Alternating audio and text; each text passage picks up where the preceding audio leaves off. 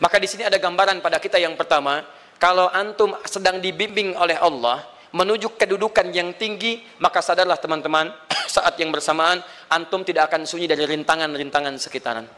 Catat itu baik-baik. Anda kedudukan biasa, naik luar biasa, maka hambatannya itu akan semakin meningkat, tidak sama dengan sebelumnya. Anda orang kecil, diuji dengan ujian kecil. Anda orang menengah, diuji dengan ujian menengah. Anda kedudukan yang tinggi, maka akan diuji dengan kedudukan yang lebih tinggi lagi. Maaf, Allah tidak akan menguji dedaunan dengan angin yang menerpa akar. Pasti berbeda. Karena angin ketika kedudukan semakin tinggi, maka angin semakin kencang akan menerjangnya. Yuk kita turunkan. Jenis ujiannya bisa 3. Bismillah. Tenang aja mas ya. Antum lihat aja, tulis ya. Biar saya ngapus, insyaallah. Perhatikan baik-baik. Sini. Kedudukan bersanding dengan ujian. Kalau rumus fisikanya, F berbanding lurus dengan P. Gaya berbanding lurus dengan tekanan. Jadi kalau antum misalnya, rumus asalnya F1 sama dengan F2. Gaya gerak sama dengan gaya dorong. Kalau dikembangkan ke sini, tenaga kecil begini, maka yang bunyi kecil. Kalau besar, semakin besar lagi. Nah, memahami rumus ini, F sama dengan P. F berbanding lurus dengan tekanan. Ada gaya tekanan juga yang cukup kuat. Ketika antum pukul kencang, suara kencang. Tapi ini lebih sakit kan? Tekanannya lebih kuat. Itu agak berbeda. Itu dalam persepsi positif. Dalam persepsi negatif juga bisa. Gaya berbanding lurus dengan tekanan. Semakin orang banyak gaya, semakin tertekan hidupnya. Ya? Tanya. Sekarang lihat sini. Rumus ini kalau kita turunkan lewat ayat, am hasibtum an tadkhulul jannata. Apakah anda akan duga begitu mudah masuk surga? Walamma yatikum matalul ladzina khalau min qablikum. Sementara Allah belum menguji anda seperti orang dulu yang dijamin surga mendapati ujian. Apa jenis ujiannya? Ini manhaj hidup kita dan kita berhenti di sini. Maaf, saya mungkin hanya 5 ayat dulu untuk hari ini ya. Massathumul ba'sa. Ujian pertama disebut dengan ba'sun. Jamaknya ba'sa. Ba'sa. Ini masih ringan. Misal, jarang ke masjid, sekarang mulai ke masjid. Begitu antum ke masjid, Allah kasih ujian. Sesuai dengan kadar niat antum. Kasih hujan gerimis. Ke masjid gak? Itu ba'sun. Begitu antum ke masjid, orang Arab katakan, nazil matar. Turun hujan. La ba's, la ba'sa, la ba'sa. Gak ada masalah. La ba'sa. Tidak ada masalah. Serap ke dalam bahasa Indonesia, lewat. Labas. Labas, lewat. Ringan. Berarti, kalau antum diuji dengan yang ringan, maka antum kadarnya masih ringan, akan dinaikkan kepada yang menengah. Akan yang menengah. Hati-hati betul. Kalau antum belum lulus yang di sini, maka antum akan terus sampai di sini, sampai lulus di sini. Sampai lulus. Antum mau berangkat ke masjid gerimis bisa. Tiba-tiba nggak jadi di rumah. Istri antum mengatakan, Pak kok nggak ke masjid? Hujan mah, kan cuman gerimis. Takut teriak, Masya Allah. Padahal antum misalnya belum kuat untuk berangkat. Maka antum akan terus diuji di sini. Lihat rumusnya, Quran surah kedua ayat 286. La yukallifullahu nafsan illa. Allah tidak akan pernah menguji seorang hamba di luar kadar kemampuannya. Jadi kalau antum masih ujian yang ringan, antum diberikan yang ringan. Antum naik menengah, diberikan yang menengah. Antum naik lagi level tinggi, diberikan ujian yang berat. Menengahnya disebut dengan darrun. Waddarra. Dari ba'sun jadi darrun. Jama'nya darra. Sudah menyakiti fisik. Kena fisik. Sudah melukai. Hujannya makin deras. Ya. Kalau dalam kehidupan, yang ini mungkin celaan biasa. Duh, sudah berubah ya. Masya Allah. Sekarang jilbabnya sudah panjang. Masya Allah. Duh, semakin panjang ya. Nyaingin Batman ya. Masya Allah. Udah banyak. Begitu sudah mulai pakai cadar, ninja. Oh, Masya Allah. Dorra. Sudah nggak enak ke fisik. Dorrun. Dorrun. Lihat rumusnya ya, lihat rumusnya baik-baik. Ini lebih menenangkan pada jiwa. Ketika anda dalam level-level seperti ini artinya Allah sedang menaikkan iman anda dalam level yang lebih tinggi lagi.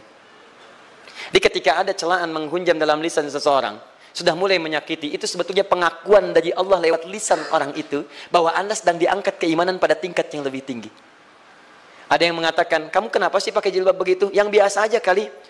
Mah, yang iman biasa sudah banyak. Saya ingin menampilkan keimanan yang luar biasa. Supaya dengan iman itu saya lebih mendoakan mama. Saya menampakkan amalan-amalan. Mudah-mudahan pahalanya bisa buat mama. Masuk dengan bahasa yang baik. Masya Allah. Jadi kalau antum bisa melawan hal-hal demikian dengan bahasa yang indah, itu nyaman kepada jiwa. Kadang-kadang ada kalimat-kalimat yang tidak perlu pakai dalil, teman-teman sekalian. Kembalikan ke sini. Terakhir, wazulzilu zilzal. Zulzilu zilzal. Gempa, goyang. Dia ada ujian yang bisa menggoyangkan diri kita, membuat gempa hati kita. Antum sudah nggak kuat, kadang-kadang di jalan sempoyongan, padahal nggak ada gempa di luar, cuman hati kita kayak kena goncangan. Diserang sana, serang sini, nggak bisa tidur, nggak bisa makan, tawarin ini susah, itu susah. Wazulzilu. Bahkan hatta yaqula Rasulullah walladzina amanu ma'ahu mata nasrullah. Sampai-sampai Rasul SAW, bahkan orang-orang beriman, bahkan yang setelahnya bisa mengatakan, kapan ini berakhir? Akan tiba masa Anda mengalami satu situasi sampai Anda mengatakan, kapan berakhirnya yang seperti ini? Serang, serang, serang. Perhatikan, jika Anda berada pada level ini, saya ucapkan selamat kepada Anda. Karena Anda akan diangkat pada kedudukan yang tertinggi di antara sekian ujian yang ada. Zilzal. Artinya Allah akan naikkan Anda pada derajat yang tinggi. Karena hukum ujian tadi, la yukallifullahu nafsan illa wus'aha. Allah nggak akan menguji seorang hamba di luar batas kemampuannya. Jadi kalau Anda sudah dipandang oleh Allah siap menerima yang ini, maka Anda akan diberikan zilzal. Kalau Anda nggak mampu, Anda hanya akan diberikan darra atau ba'sun. Dimohon maaf, kalau di antara jamaah yang hadir saat ini, Anda merasa sedang punya masalah yang berat, membuat hati Anda goyah, saya ucapkan pada Anda, dari sekian hamba Allah yang ada di muka bumi, cuman Anda yang diberikan itu. Artinya Allah akan mengangkat derajat Anda. Ayo bahagia. Dan yakinlah, bukan orang lain yang dititipkan, Anda yang diberikan. Allah percaya pada Anda, kenapa Anda tidak yakin? Bukan orang lain. Jadi mustahil Allah memberikan ujian berat kalau Anda nggak sanggup. Karena cuma Anda yang sanggup, Anda yang dikasih. Makanya jangan mengeluh. Jangan katakan, ya Allah, kenapa saya, ya Allah? Why me? Kata Allah, why not? Kamu yang bisa. Yang lain tidak. Dan tanpa harus Anda menuliskan status. Memang cuma saya yang sanggup. Oh, Masya Allah. Gak usah. Sadari. Kalau bukan sayang, Allah itu punya sifat adil. Gak mungkin menukar sesuatu di luar kadarnya. Antum tahu cicak? Halo? Jangan katakan wallahu alam, cicak. Cicak, baik. Bagaimana aktivitasnya? Merayap. Di mana? Dinding. Apa makanannya? Nyamuk. Nyamuk bagaimana aktivitasnya? Terbang. Pertanyaan saya, di mana keadilan Allah menjadikan makhluk yang merayap makanannya terbang?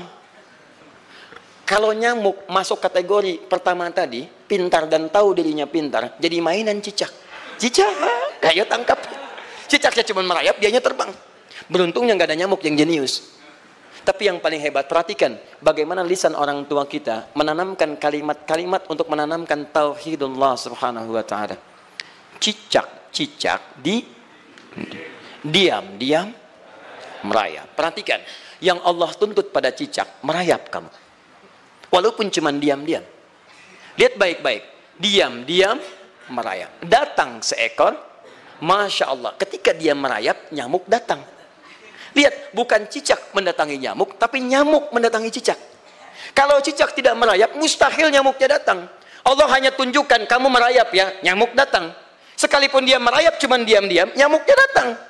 Jadi hukum Allah itu kalau dipatuhi, nikmat kehidupan. Cicak gak merayap, nyamuk gak datang. Cicak merayap, nyamuk datang. Datang seekor nyamuk. Setelah itu, silahkan. Jadi kalau kita teman-teman ikuti hukum Allah, mau berat, alhamdulillah. Mau ringan, alhamdulillah. Ya mau sedang, alhamdulillah. Begitu diangkat, artinya ada pengakuan dari Allah, iman kita akan diangkat. Cuman, bahasa Nabi Ya'qub alaihissalam kepada Yusuf alaihissalam, mesti ada persiapan dalam mengatasi itu semua. Tidak cukup hanya mendiamkan saja. Maka kata Nabi Ya'qub, jangan kisahkan dulu. Bikin dulu pemetaan-pemetaan untuk mudah mengatasi itu semua. Ini poinnya. Anda harus punya rencana.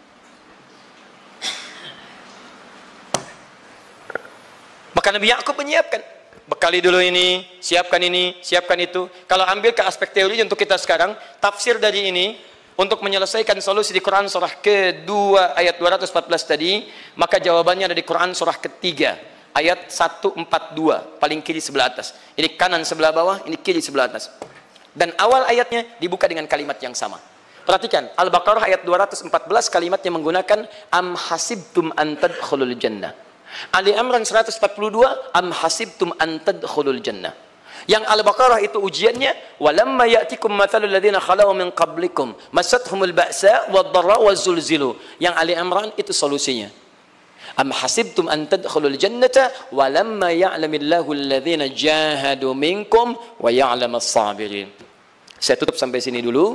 Teman-teman perhatikan, walamma, sedangkan Allah ya'lamillahu alladhina jahadu minkum, belum melihat kesungguhan Anda untuk mengatasi berbagai persoalan kehidupan itu.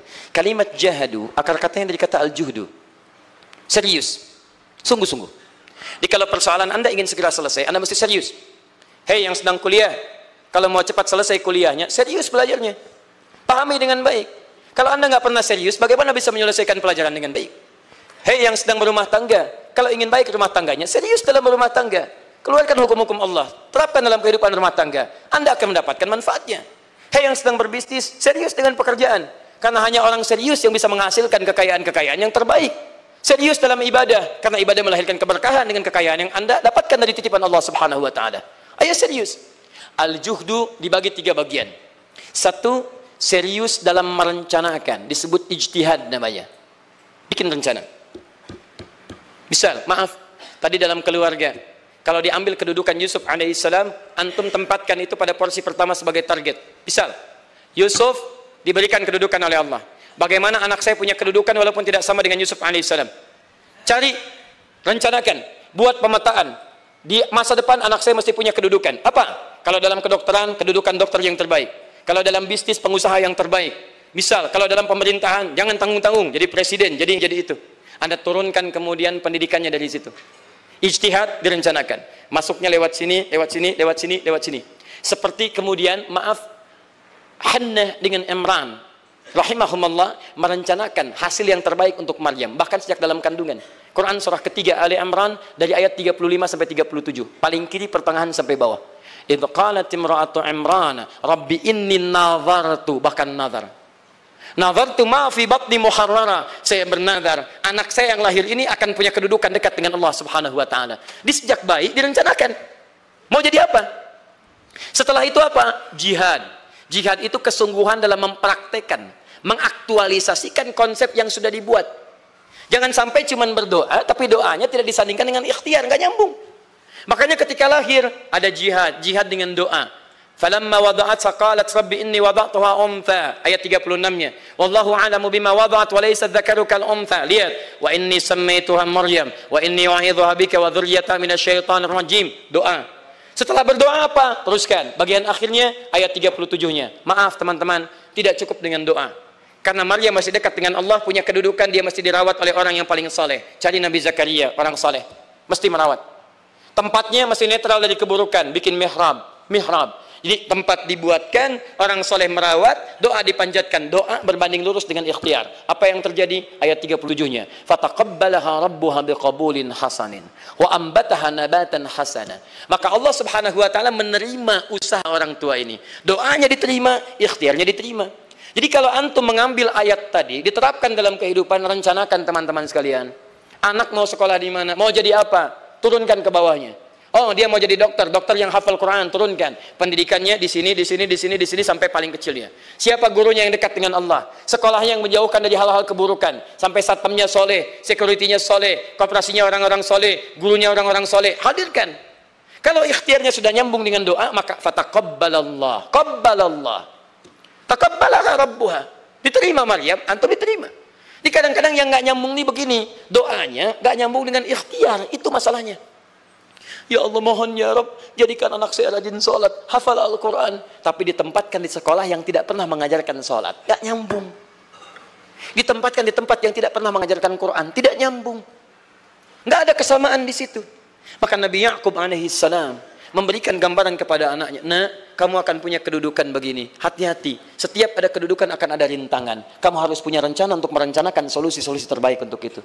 Kemudian yang terakhir, ini yang paling hebat, mujahadah, perjuangan melawan emosi. Karena tidak sedikit tantangan itu, maaf, yang berat itu bukan menghadapi fisiknya, tapi menghadapi diri kita sendiri. Mau ke masjid, malas, itu yang susah dihadapi dibandingkan dengan hujan. Hujan ada payung, malas mau pakai apa? Maaf, menurun, semangat turun, malas datang, kecewa datang, pesimis datang, lawan, namanya mujahadah. Gabungkan ketiganya, isi dengan sabar. Wa ya'lamas sabirin.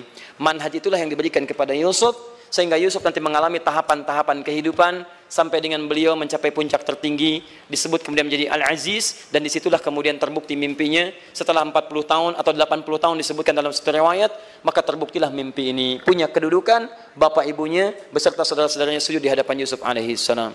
Teman-teman, ini baru 5% dari pengajaran yang ada di surah Yusuf.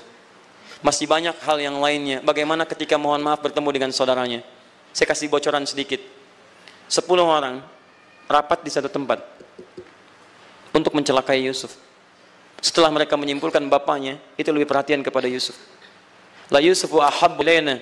Yusuf itu lebih dicintai dibandingkan kita pada diri bapak kita. Bapak kita salah nih. Bapak kita salah. Masya Allah. Bapak kita sesat nih. Ya, inna abana lafi dhalalim mubin. Bapak kita sesat banget nih. Salah bapak nih. Ya harusnya kita yang dicintai, kita lebih kuat.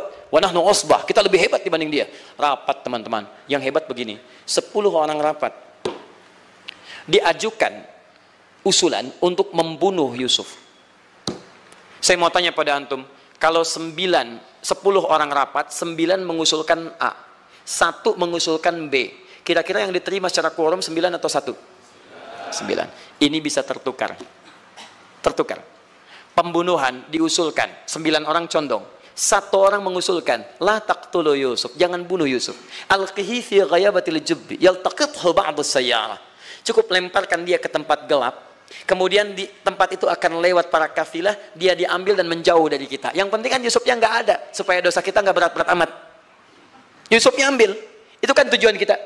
Lihat baik-baik. Biasanya setan kalau sedang melakukan sesuatu itu nggak akan nanggung. Nodong bisa pembunuhan. Lempar bisa perampokan. Tapi ini yang aneh, kenapa 9 orang yang untuk membunuh itu tiba-tiba belok menyepakati rencana yang pertama? Yang 1 orang. 9 orang, 10 orang rapat, 9 punya A. Tiba-tiba yang 9 berpindah kepada yang B yang cuma 1 orang. Kenapa bisa terjadi? Ada rahasia di situ. Kapan rahasianya? Kapan-kapan kita bahas.